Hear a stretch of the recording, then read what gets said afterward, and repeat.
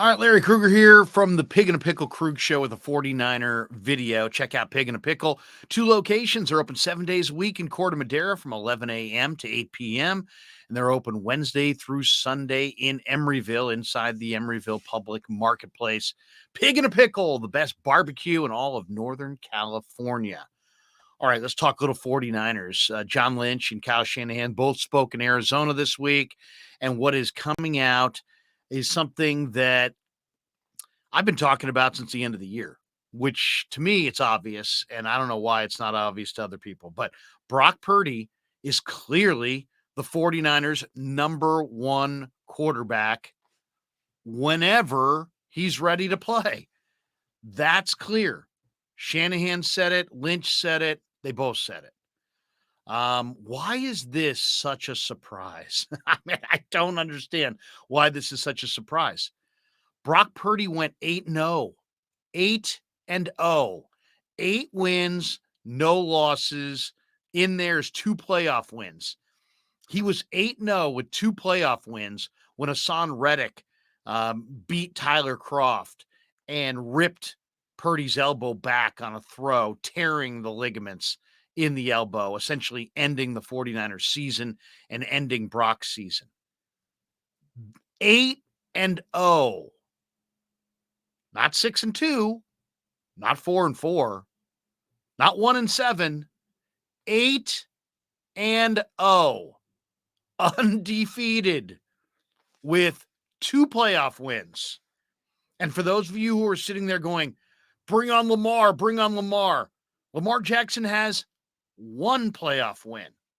Brock Purdy's played 1 year in the NFL, and he has 2 playoff wins.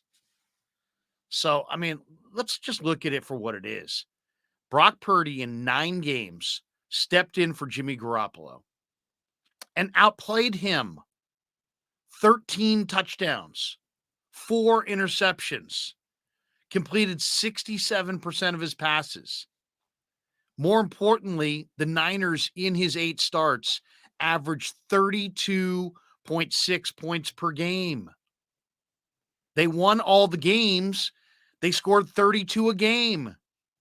33 if you want to round up.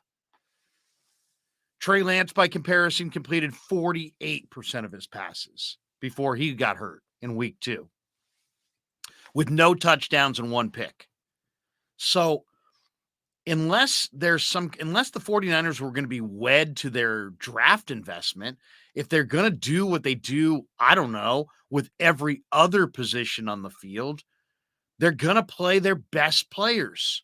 Their best players are defined as who's the most productive. It's the ultimate meritocracy in the NFL. You don't get anything handed to you most of the time. Let's go into the other reasons why Brock Purdy is clearly the number one quarterback when he gets healthy.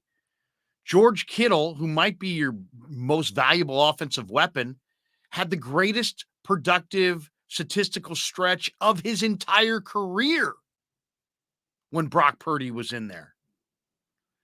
Here's another reason. If it ain't broke, why try fixing it? You're winning games with Brock Purdy. Now we're in a mode where people are critiquing the wins. What? Quarterbacks not named Jimmy Garoppolo under Kyle Shanahan before Brock Purdy were 9-29. 9 wins, 29 losses. In other words, outside of Garoppolo, all the other quarterbacks that played under Shanahan lost all the time. And now Brock Purdy gets a couple games under his belt. Suddenly the national media is like, anybody can win in Kyle's offense. No. 9-29. Wow. It's an amazing thing to me. But Brock Purdy is clearly the 49ers' number one quarterback when he gets healthy. John Lynch stated it earlier this week in Arizona. Kyle Shanahan basically, when asked about it today in Arizona, agreed with it. Now, when will Brock be able to play? We don't know. There's no way to know. It could be August. It could be September. It could be October. The timeline for Brock Purdy's return is 100% speculative. To say it's fluid doesn't really speak to it well enough. We don't know. It really is about his body. I've heard people say that he could be back at the end of July. I've heard people say that he's not going to be back till week 5. The reality is it's somewhere in between. Somewhere in there, he's going to be back and ready to play. When he's ready to play, it's his job. Shanahan said it. Lynch said it. My eyes told me months ago that was the case, and that's why I've been saying it the entire offseason. The locker room. I'm in the locker room. I get a chance to talk to the guys. Jimmy Garoppolo was a very popular figure in the room. Lots of guys would run through walls for Jimmy Garoppolo. There was not, the week after Brock Purdy stepped in the Miami game, there was not even any pessimism like the season was in any way changed. You just lost your starting quarterback. For most teams in the NFL, that would have been game over. Game over. The Niners feeling in their locker room was like, hey, we can do it.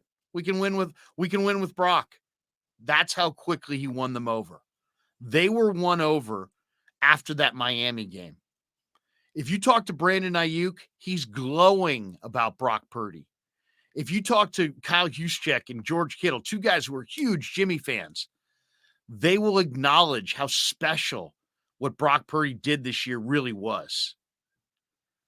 So where do the Niners go from here? Where does Trey Lance go from here? At this point, it might be better for the 49ers and Trey Lance that he be traded. Why? Because if he's not traded, what's really perfectly clear is that there's going to be this drumbeat of a quarterback controversy. There's going to be a media circus.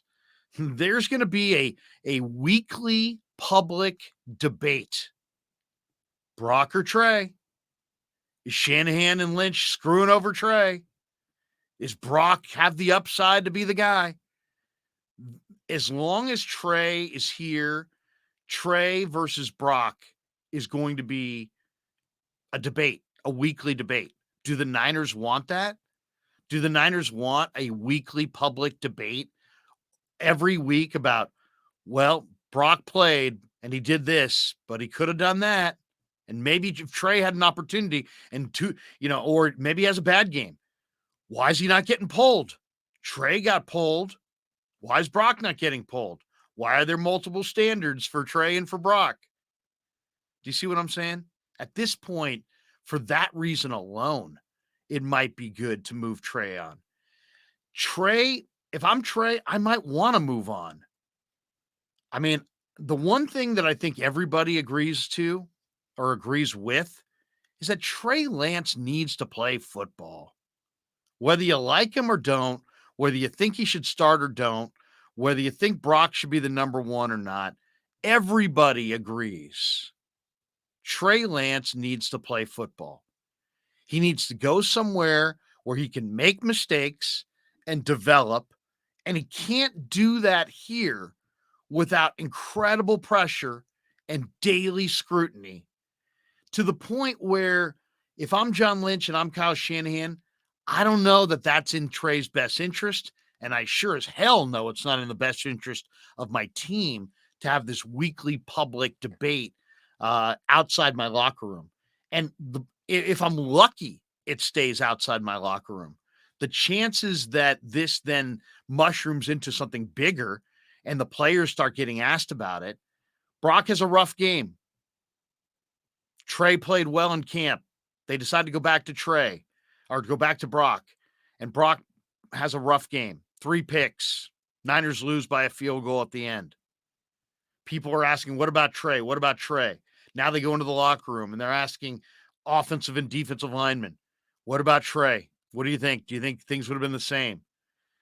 You're going to go through the entire season, not one guy in that locker room is going to crack and say, well, you know what?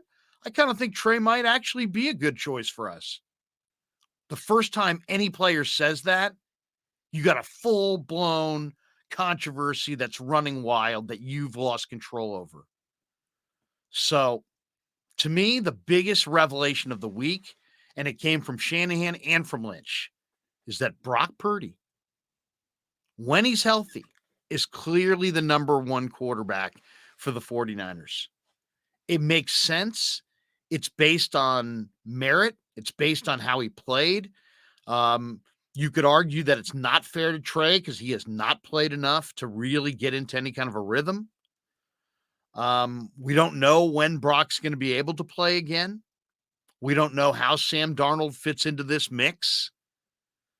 But at this point, I think you could make a very compelling argument. If Kyle Shanahan and John Lynch and the locker room are all united in the idea that Brock Purdy is clearly the number one quarterback when he's healthy, and I believe that's the case, then I think it's the best thing for them to do to move Trey. It's the best thing for them to do it for themselves because it avoids the distraction, the controversy, and lots of scrutiny and speculation and all kinds of distractions in the media.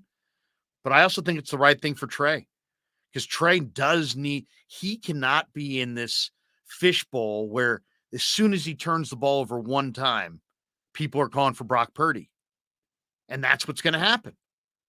So Trey needs to go somewhere where he can play, make mistakes, develop with a young team that's in the developmental path. This is a team that wants to win a Super Bowl, that feels like it should have won a Super Bowl already and is absolutely in a mad rush to do that. And I don't see the public. I don't see the front office. I don't see the coaching staff. I don't see the locker room. I don't see the fans showing the kind of patience with Trey Lance that Trey deserves. So ultimately, the revelation of the week is Brock Purdy's clearly the quarterback one when he gets healthy. And I think ultimately that's going to lead to the best move for the Niners and for Trey Lance is for Trey to be moved somewhere else for a fresh start and for the 49ers to go with a more defined quarterback room where Brock is your defined number one, where Sam Darnold is your defined number two. And then your rookie, fill in the blanks, Tanner McKee, Jake Haener, Clayton Tune, DTR, Malik Cunningham, whoever your rookie quarterback of choice is, he's the defined number three. And that, I think, is probably in the best interest of the Niners and probably in the best interest of both Brock Purdy and Trey Lance. All right. Hope you enjoyed our 49er video. Check out the Krueg Show all season long, all year long. We've got outstanding 49er content, at least we hope to, all the way through the draft, right into training camp. And thanks to Pig and a Pickle, our title sponsor for being proud sponsors of the Krueg Show. Check them out in Corte Madera and Emeryville. And we hope you're enjoying the Krueg Show on YouTube.